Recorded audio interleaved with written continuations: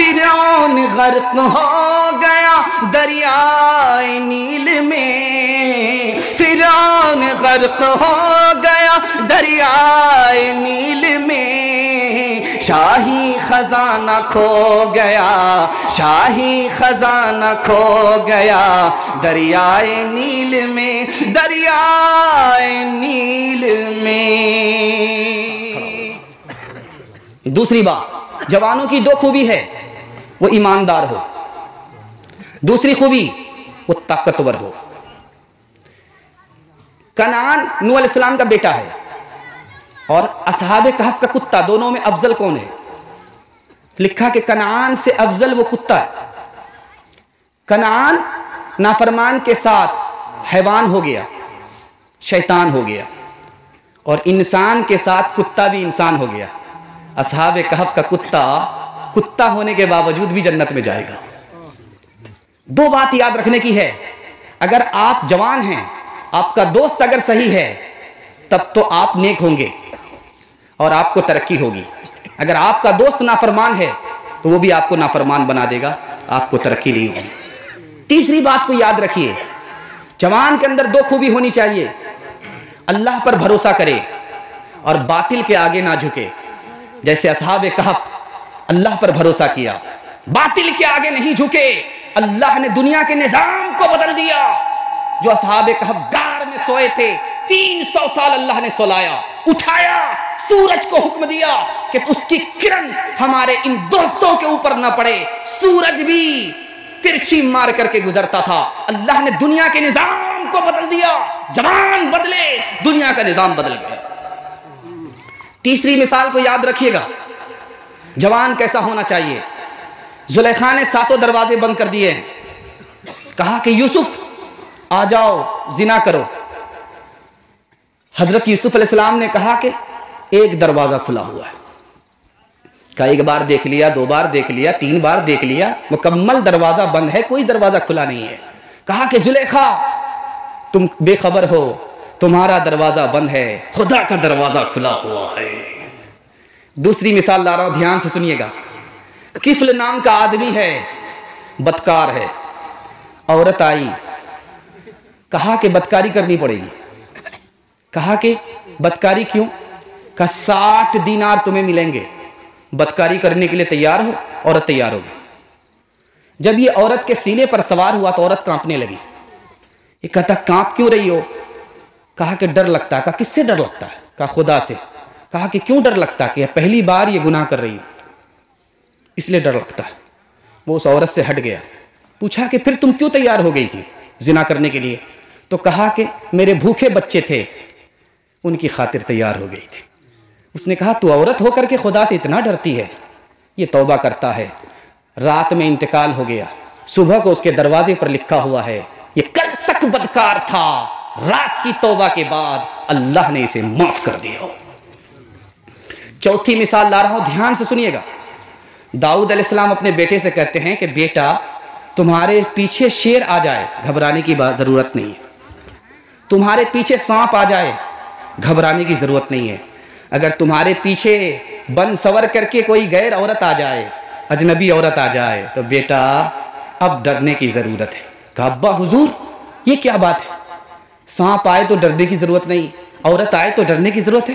कहा कि बेटा सांप आए, शेर आए, मरना मुकद्दर नहीं है, वो मार नहीं सकते। मरना मुकद्दर है तो तुम जी नहीं सकते, जान जाएगी। लेकिन बेटा अगर गैर औरत आ जाए तो तुम्हारा ईमान चला जाएगा।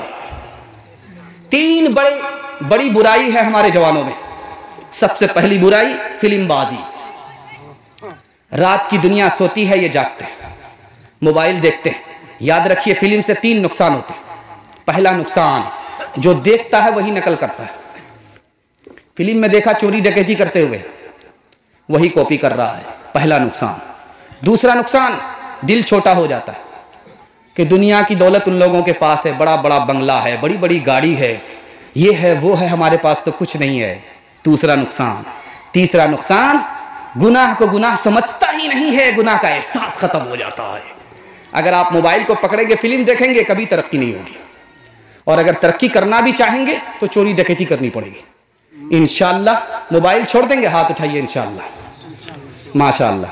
दूसरा नुकसान जो हमारे जवान को पहुंच रहा है, कहां से पहुंच रहा है मैं आपको बताने के लिए जा रहा हूं। दूसरा नुकसान शराब पीने की वजह से, शराब नोशी की वजह से नुकसान है। शराब नोशी का 3 नुकसान है, मैं आपको बताने के लिए जा रहा हूं, उसको ध्यान से सुनिएगा, ध्यान से सुनिएगा। एक मुल्क है, उसका नाम है बेल्जियम। उसकी जो आबादी है 3.5 मिलियन है, इससे ज्यादा नहीं है। लेकिन उस मुल्क में जो शराब खाने हैं 2 लाख से ज्यादा, 2 लाख से ज्यादा शराब खाने। शराब पीने की वजह से उस मुल्क में जवानों को 3 नुकसान उठाने पड़ते हैं। पहला नुकसान 80% जवान खुदकुशी करता है, 80% जवान खुदकुशी कर रहा है। दूसरा नुकसान 75% जवान जेल जाता है। तीसरा नुकसान 79% जवान गरीब हो जाता है।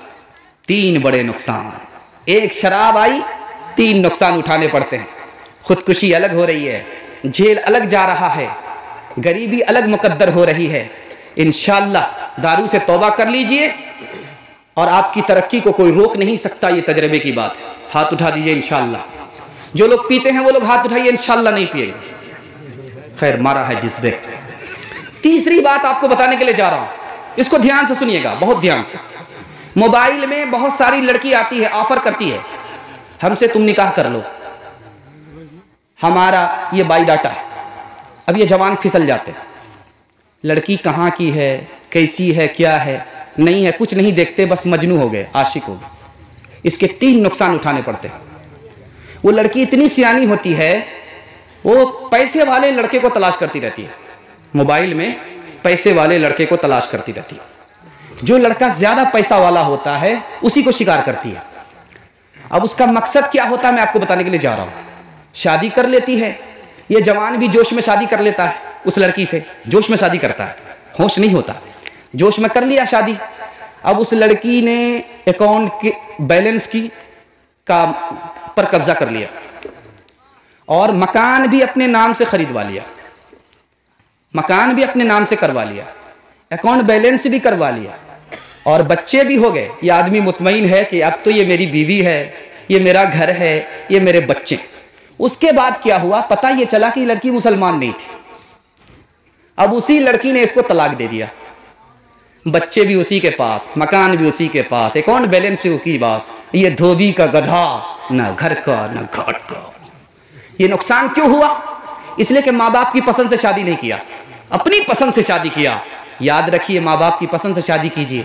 ये जो दाढ़ी सफेद होती है, ये धूप में सफेद नहीं होती है, ये तजर्बे से पकती है। इंशाअल्लाह माँ बाप की मर्जी से शादी करेंगे, हाथ उठाइए इंशाअल्लाह। साली को लेकर के भागेंगे, हाथ उठाइए इंशाअल्लाह। जमा एक मिसाल पर पैगाम खत्म कर रहा हूं।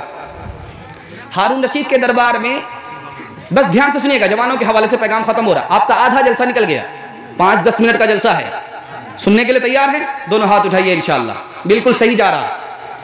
हारून रशीद के दरबार में एक जवान आया, उसने कहा कि हुजूर मैं करतब दिखाऊंगा। सुई को गाड़ दिया और यहां से धागा फेंका, नाके से बाहर आर से पार कर दिया। सारे लोग ताली बजाने लगे कि वाह साहब क्या करतब दिखाया, वाह साहब क्या करतब दिखाया। सुई वहां है, धागा यहां से फेंका और आर से पार कर दिया, क्या करतब है।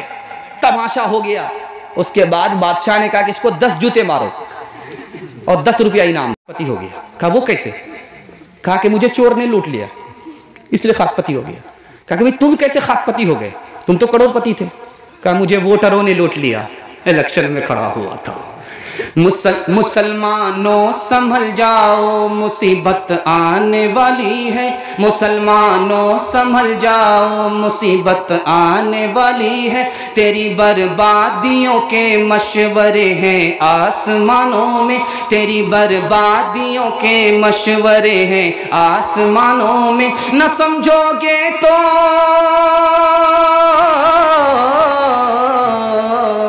न समझोगे तो मिट जाओगे हिंदोस्ता वालों। तुम्हारी दास्ता तक भी न होगी दास्तानों में, तुम्हारी दास्ता तक भी न होगी दास्तानों में। औरतों के हवाले से पैगाम दे रहा हूं, हजरत आ चुके हैं। जलसा आपका बिल्कुल निकल गया है। 2 पैगाम के लिए बाकी रह गया है। 5 से 7 मिनट आपका वक्त मैं लेकर के हज़रत को ज़हमत दूंगा, दुआ हो जाएगी। और आपको साथ देना है दुआ तक, हाथ उठा दीजिए इंशाअल्लाह। बीच में भाग जाना है, हाथ उठाइए इंशाअल्लाह। खैर आप लोग समझदार हो गए हैं और हमारा भी वक्त बिल्कुल ख़त्म हो रहा है। औरतों के हवाले से पैगाम दे रहा हूँ, आप लोग सुनने के लिए तैयार हैं? दोनों हाथ उठाइए इंशाअल्लाह। लाठी से खबर लेंगे, हाथ रहिए इंशाअल्लाह। दूसरी शादी करेंगे, हाथ रहिए इंशाअल्लाह। देखिए बेदार हैं, मुकम्मल बेदार हैं, सुनाने के लिए जा रहा हूँ, ध्यान से सुनिएगा। 100 साल की उम्र में बेटा पैदा हो रहा है, 90 साल की उम्र में बेटा पैदा हो रहा है। हजरत इब्राहिम की उम्र है 100 साल और हजरत सारा की उम्र है 90 साल। 90 साल की उम्र में फरिश्ता आया बशारत लेकर के कि बड़े मियाँ को बेटा होने वाला है। तो हजरत इब्राहिम को ताज्जुब हुआ कि इतने बूढ़े को बेटा होगा, लोग क्या कहेंगे। और हजरत सारा को तबस्सुम आया, हंसी आई, ऐसा कैसे हो सकता है। कहा अल्लाह के लिए कोई मुश्किल नहीं है, ऐसा हो करके रहेगा। दूसरी मिसाल ला रहा हूं, बाप आया है बेटे के घर में, बेटा घर में है नहीं, बहू से पूछा क्या हाल है, कहा बड़ा बुरा हाल है। कहा जब आ जाए मेरा बेटा तो कह देना कि चौखट बदल लेगा। जब आए इस्माइल तो बीवी ने कहा कि बड़े मियाँ आए थे, कहा था कि बेटा कहाँ है, तो मैंने कहा शिकार पे गए। पूछा कि क्या हाल है, कहा बहुत बुरा हाल है। तो उन्होंने जाते जाते कहा चौखट बदल दो। तो कहा कि मेरे बाप ने कहा कि अपनी बीवी को तलाक दे दो, ये शुक्र नहीं करती है, शिकायत करती है, इसको घर में रहने का हक नहीं। तीसरी मिसाल ला रहा हूं, ध्यान से सुनिएगा। सुलेमान अलैहिस्सलाम का खत आया है बिल्कीस के पास, तो वो मुतासिर हुई, इस्लाम कबूल कर लिया। आखिर क्या वजह थी वो इस्लाम कबूल किया, ये मैं आपको सुनाने के लिए जा रहा हूं। खत जो आया वो किसी इंसान के हाथ से नहीं आया, परिंदा मुंह में लेकर के खत आया और गोद में रख करके चला गया। इससे मुतासिर हुई कि भाई ये मामूली खत नहीं है। जब खत को खोला तो खत जो शुरू हो रहा है बिस्मिल्लाहिर्रहमानिर्रहीम से शुरू हो रहा है, इससे मुतासिर हुई। तीसरी बात, सोना चांदी हदिया भेजा, सुलेमान अलैहिस्सलाम ने वापस कर दिया, इससे मुतासिर हुई। ये बादशाह तो है लेकिन लालची नहीं है। अपने कासिद को भेजा, देख करके आओ कैसा बादशाह है, इतना बड़ा बादशाह, हुकूमत, हवा पर हुकूमत करने वाला, लेकिन सादगी से जिंदगी गुजार रहा है, इससे मुतासिर हो गई। खुद चल करके आई सुलेमान अलैहिस्सलाम के पास। सुलेमान अलैहिस्सलाम ने इससे पहले उसका तख्त मुल्क सबा से बैतुल मक़दिस बुला लिया। अपने तख्त को जब देखा कि आनन फानन यहां चला आया, इससे मुतासिर हुई। और सबसे ज्यादा किससे मुतासिर हुई कि इतना बड़ा बादशाह है, जिन्नात पर हुकूमत करता है, इंसान पर हुकूमत करता है, परिंदों पर हुकूमत करता है, हवा पर हुकूमत करता है, लेकिन झुकता खुदा के आगे है, इससे मुतासिर होकर के इस्लाम कबूल कर लिया। चौथी बात याद रखिए, बीमारी में सबने साथ छोड़ दिया, बीवी ने साथ नहीं छोड़ा।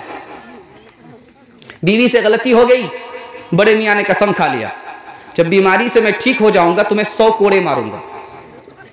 अब जब बीमारी से ठीक हो गए तो कसम पूरी करने के लिए कोड़ा हाथ में लिया। अल्लाह ने रोक दिया है, अय्यूब इतनी वफादार बीवी को कोड़े मत मारो, ये तो जान से चली जाएगी। कहे मेरे परवरदिगार इससे गलती हुई है, मैंने कसम खा लिया। कहे एक काम करो, झाड़ू में 103 का बना लो और एक बार इसे मार दो ताकि तुम्हारी कसम भी पूरी हो जाए और इस वफादार बीवी पर अल्लाह की तरफ से रहम भी हो जाए। आखिरी नमूना दे रहा हूं, पैगाम को खत्म कर रहा हूं, ध्यान से सुनिएगा। बीवी ने, शौहर ने बीवी से कहा कि तुम्हारा किसी से नाजायज ताल्लुक है और ये जो बच्चा पैदा हुआ है ये नाजायज बच्चा है। बीवी ने कहा कि तू झूठ बोलता है, शौहर ने कहा मैं सच बोलता हूं। बीवी ने कहा कि तू झूठ बोलता है, शौहर ने कहा कि मैं सच बोलता हूं। अब मसला कैसे हल होगा? बीवी ने कहा कि तुम साबित करो, शौहर के पास सबूत नहीं है, कैसे साबित होगा? अब क्या है, मसला को इस तरह हल किया जाएगा। अगर शौहर ने बेबुनियाद अपनी बीवी पर उंगली उठाई है, यह कह दिया है कि ये मेरा बच्चा नहीं और तेरा नाजायज ताल्लुक है, तो 4 बार कसम खानी पड़ेगी कि मैं सच्चा हूं और 5वीं बार कसम खानी पड़ेगी अगर मैं झूठा हूं तो अल्लाह की लानत मेरे ऊपर। और 4 बार बीवी को कसम खानी पड़ेगी, मैं कसम खाती हूं कि ये झूठा है, मैं कसम खाती हूं ये झूठा है, ये झूठ बोल रहा है, मैं कसम खाती हूं ये झूठा है, झूठ बोल रहा है, मैं कसम खाती हूं ये झूठा है, झूठ बोल रहा है।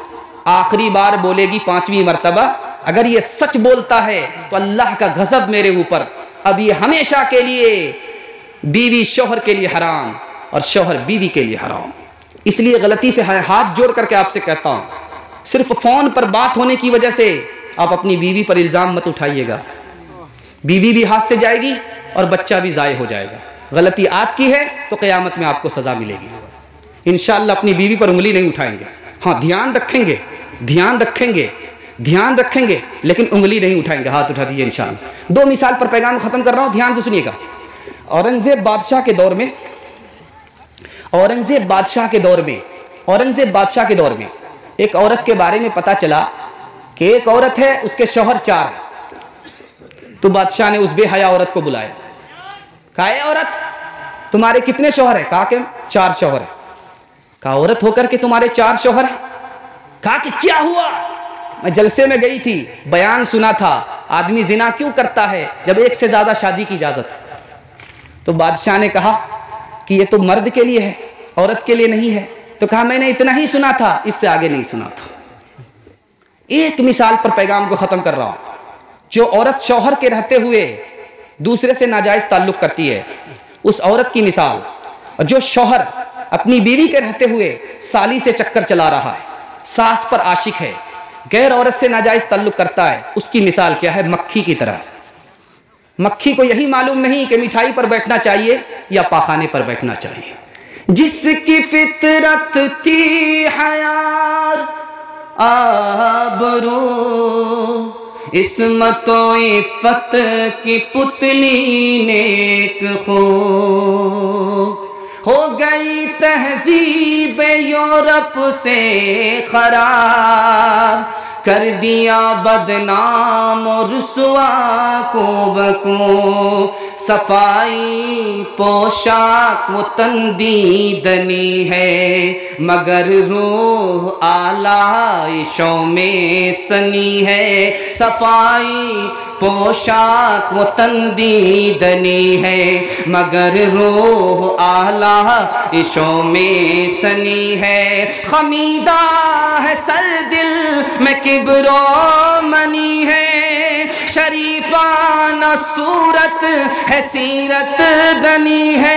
ये तहजीब नौ है नई रोशनी है, ये तहजीब नौ है नई रोशनी है, ये तहजीब नौ है नई रोशनी है, ये तहजीब नौ है नई रोशनी है।